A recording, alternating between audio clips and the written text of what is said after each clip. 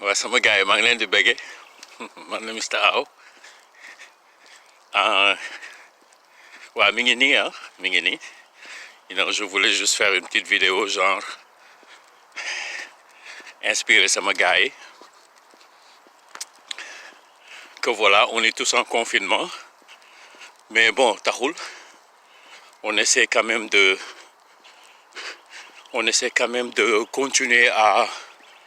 exister quoi. Ben instant une peut-être fini à Washington DC on est à peu près 50% confinement quoi.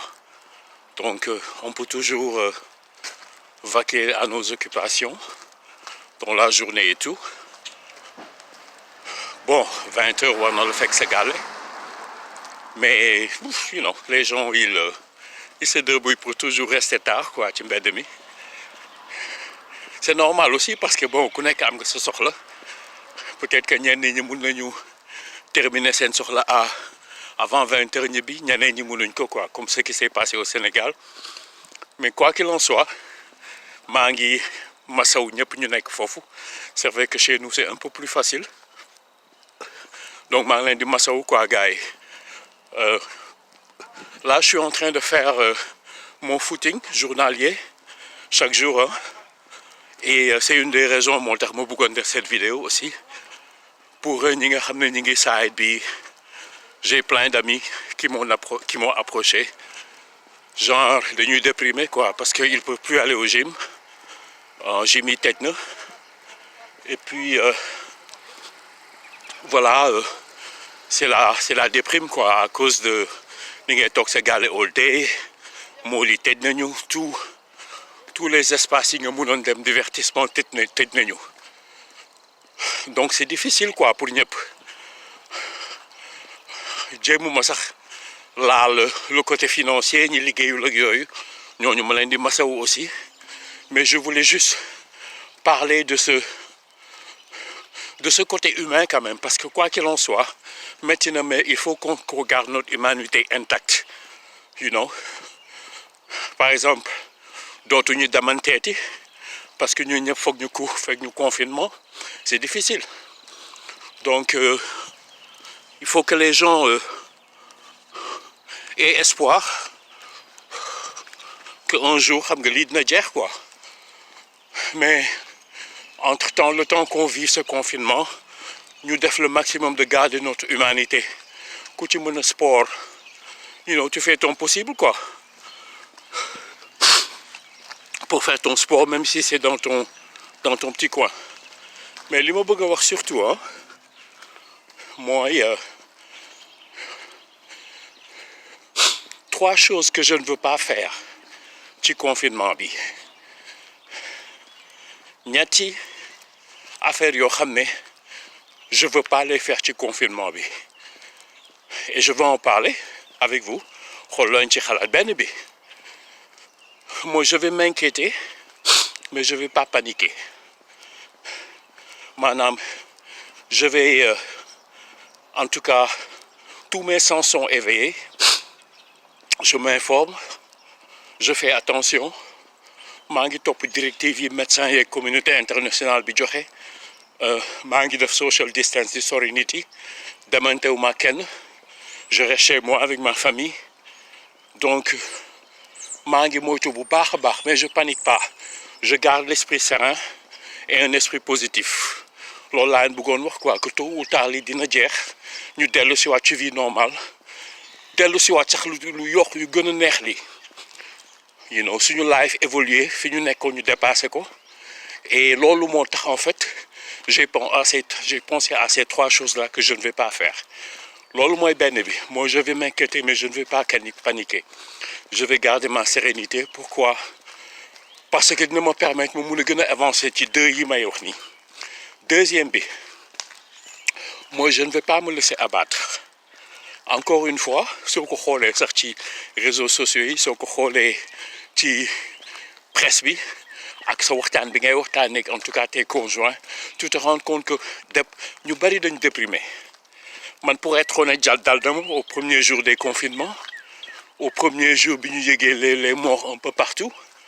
dal dama j'ai été vraiment J'ai cédé à la déprime pendant 2 ou 3 jours, ou même plus, hein. Et l'autre fois, démb, je discutais avec une amie, je me suis rendu compte que moi aussi, pareil, ñu bari, on a parlé de cette déprime-là, en tout cas, qui nous prend. Mais bu ko nangu, bañ ko. Et l'une des meilleures façons de bañ déprime bi mooy essayer de bouger ton corps, du sport. Tu vois. Moom laa doon wax sànq, peut-être que ñun confiné nañu à 50%, yéen c'est un peu difficile après 8 heures, mais en tout cas, même après 8 heures dans ta maison, essayer de bouger si tu peux. Demal sa néeg nga tëb ba ñax wala nga teg sa sound nga fecc wala yaa xam daal trouve-toi un espace quoi, parce que aussi ñun lu ñu wutaleeg animal sax sooy seet da koy def, on s'adapte maanaam benn situation day taxaw ñu adapté wu à la situation. Donc en ce moment comme mënatuñ dem gym ñenn ñu mënatuñ génn seen kër yi di footing ak yooyu, Europe sax dégg naa mun nga footing, adaptez-vous, mais bul bàyyi sa yaram daanu, ñiy jël poids, ñii seen cholestérol yokk, ñii seen tension yokk, xam nga lekk bi, xam nga tu es confiné chez toi, loolu bañ ko. C'est la deuxième chose que je refuse, mooy maanaam cet état de déprime là, parce que aussi nit la ñu, on est tous humains. Donc fais tout ton possible ba nga xam ne da ngay daw ak positif man, que lii dafay jeex, and you stronger, lii dafay jeex nga ñëw come out stronger. Et troisième bi mooy indi li may wax quoi, mooy que ce confinement là te serve quoi, ba mu nekk rek du temps perdu. Loolu aussi man dama koy bañ, mooy sama troisième. Damay bañ que de perdre mon temps, parce que confinement bi par exemple si tu perds ton boulot, t'as rien à faire. Des fois célibataire nga, tu restes chez toi déprimé, seetaan télé wala jouer à jeux vidéo. Tu es marié, tu es avec ta famille, di dem ak ñëw di ree, c'est bien. Ce n'est pas du temps perdu, parce que aussi boobu tu passes du temps avec ta famille, ce n'est que du bonheur, Mais li ma ci bëgg a wax mooy profites-en man and start a business bi nga doon xalaat pendant des années et des années et des années, te yàlla def na tëj toogloo nañ la, tu as beaucoup de temps toog. Essaie d'organiser tes idées, essaie de voir internet baa ngi fi, quelles sont les possibilités, parce que aussi après coronavirus bi mënuñu avant coronavirus bi, parce que beaucoup de choses vont changer, surtout sur le côté travail. Entreprise yu bari ils vont se rendre compte que au lieu ñu indi nit ci bureau yi di louer ay immeubles, mun nañ leen bàyyi ci kër yi ñu liggéey. Donc peut-être qu'il y a une nouvelle forme de travail buy am, mooy télétravail. Te soo xoolee waxee télétravail wax internet, wax graphic design, wax beaucoup de ces métiers yoo xam ne yi internet moo la koy mooy en tout cas point d'entrée bi. Donc il est temps, parce que yaa ngi toog tu fais pas grand-chose, investis-toi sur quelque chose qui te sera utile après coronavirus bi, parce que ñun ñëpp fu mu ne nii ku ci muus rek xam nga fooy nekk, l'après coronavirus ngay préparé,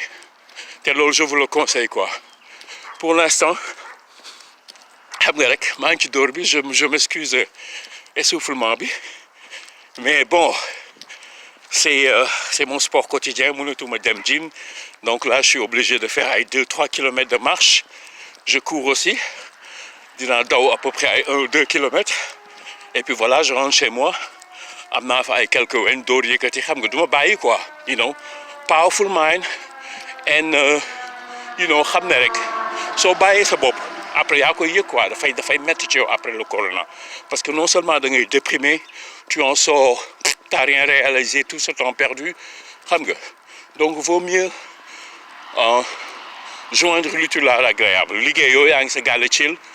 essaie de t'organiser, organiser tes études, organiser tes finances, organiser ta famille. En tout cas que ce temps-là te soit utile quoi. C'est important, man li ma bëgg rek mooy inspirer mes compatriotes quoi, tu vois, et que lépp ci mind bi la quoi. Et moo tax ouais man maa ngi jaawale sama yoon de sama gars yi yoon bi laa waroon jaar, moo tax tu vois je veux partager cette journée bi ma nekk nii que j'appelle taking control, maanaam take control of my mind, take control of my soul, take control of my body, take control of my finance, take control of my life basically. You know, journée boobu laa nekk noonu quoi, ce voyage là te bon damay yaakaar bonheur rek laa ci jëlee at the end of the day quoi. Anyway sama gars yi I love you, you know what's up. Instant bi war a raccrocher téléphone bi yokk musique bi sama bopp et puis voilà teg ko ci tali bi daw jaajëf waay xewal.